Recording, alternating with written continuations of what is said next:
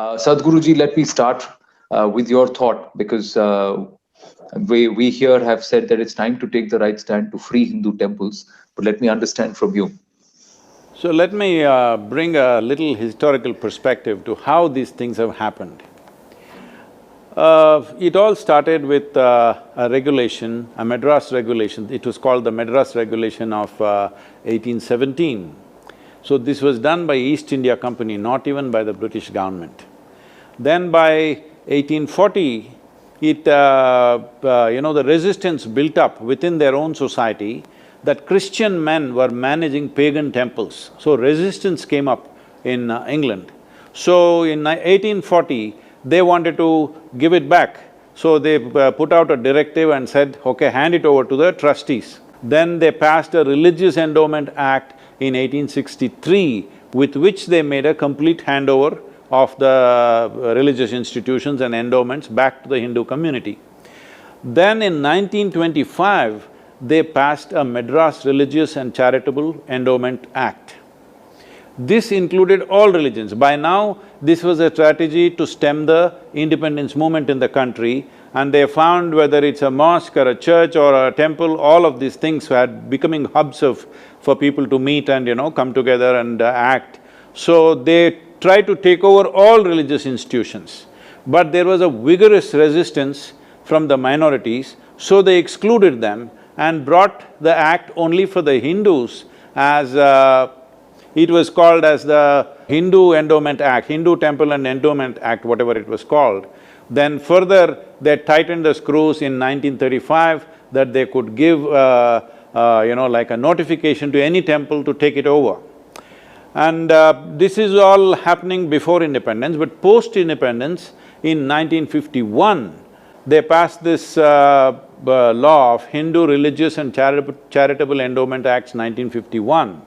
And many provisions of this 1951 Act were struck down both by the Madras High Court and the Supreme Court.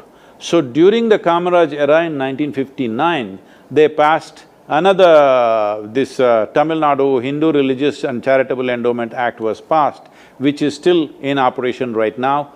With this, over 37,000 temples are in government control. So what is the issue here? The issue is, one thing is, it's a disgrace that in a secular country that one community… I mean, if you say this in any other country, if you mention this, nobody will believe you. Nobody will believe in India, religious institutions are managed by the government. So secular institutions means they should have no business with any religious institution. When we talk about the Hindu temples, immediately there's a whole group of people who'll say, then take over churches also, take over mosques also. I'm saying the government has no business to touch a mosque or a church or a temple or a gurdwara or anything for that matter. Right now, there is one problem, so let us multiply the problem. That is not a solution, all right?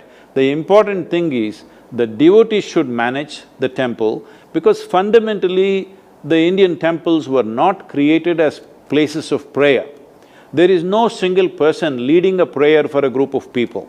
It is largely different types of energy centers where people can go, soak themselves in that energy, whatever, whether you believe or not. It is true for millions and millions of people, for millennia. It has been the experience of people. Whether you believe, you don't believe, that is your issue, but in terms of basic human rights, this must happen. In terms of constitutional rights as fundamental rights, this must happen. But now there's a whole lot of people arguing, their argument is generally, but it was under kings, and kings are also government, so it was always under government. This is not true, because kings were devotees. Yeah. Kings were very strong devotees, to such a point, in many kingdoms, the deity was the king. The king was a divan or a minister for the deity. So always the deity ruled, only in the deity's name he ruled the country. So they were a different people altogether, and there also the contributions came from the people to build the temples. Above all, these are… especially the South Indian temples, the Tamil Nadu temples particularly, they are magnificent creations of engineering and architecture.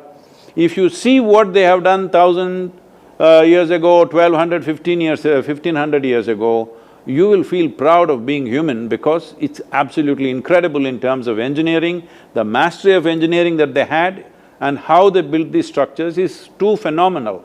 But they're all being systematically being run down, all the artifacts are being stolen, they're all mostly gone, because people who have no feeling, no heart for the temple are managing the temple. And there are various aspects, economic aspects to it, that is not my interest. My interest is fundamentally, if you want this country to move ahead, you don't discriminate between people. Everybody should have the same rights. This is the whole thing, one country, one law, all this we are talking everywhere, but it's not happening in a very fundamental way. So Tamil Nadu temples have to be released because the tightest endowment act probably is in Tamil Nadu. In other states maybe it's a little more lax, but even that should not be there, that's a different matter.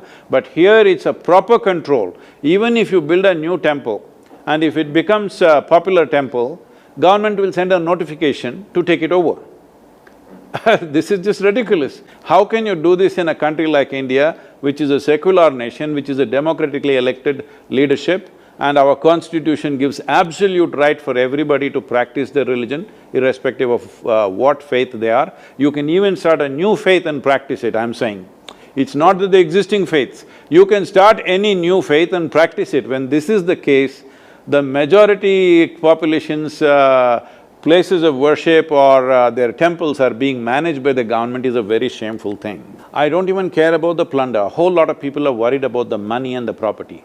My concern is, a sacred space has been desecrated systematically, and aesthetic aspect of these temples are so phenomenal, but today if you go to many of the Tamil Nadu temples, stone carvings, okay? I'm saying they carved not soapstone or marble as it's done in North India or soapstone in Karnataka. Here we carved granite, very hard stone into exquisite art.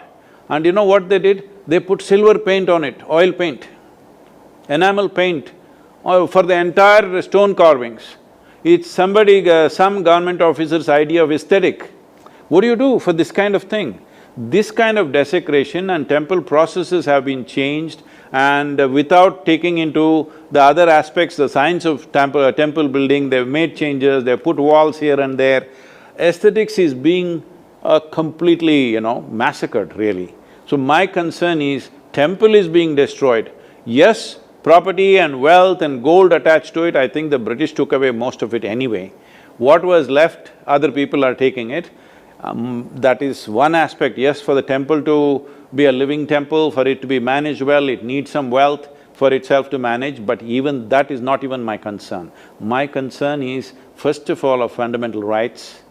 What is in the constitution, why is it that we don't have those fundamental rights? And above all, these are not something that you can once again build. These are not something that you can simply create tomorrow morning. This is something which has taken generations of people to build in a certain way, particularly in Tamil Nadu, and the way it was consecrated, like for example, Chidambaram temple is consecrated by Patanjali Maharishi. How can you destroy that? There are many other temples consecrated by Agastya Muni. How can you destroy that? This is a legacy you cannot destroy. But unfortunately, lot of damage has been done. I think time has come, it should be released. Now people are saying, oh, then all kinds of corruption will happen. It is absolutely ridiculous and insulting to say that the majority community doesn't have a handful of people who have the necessary brains and integrity to manage a temple. When today we are in a time where we are thinking in terms of government should not manage an airline, it should not manage airports, it should not manage ports, it should not manage industry, business, mining, everything should be given to the people to manage in terms of private entities. Temples, somehow government is qualified to manage, how come? It's just ridiculous.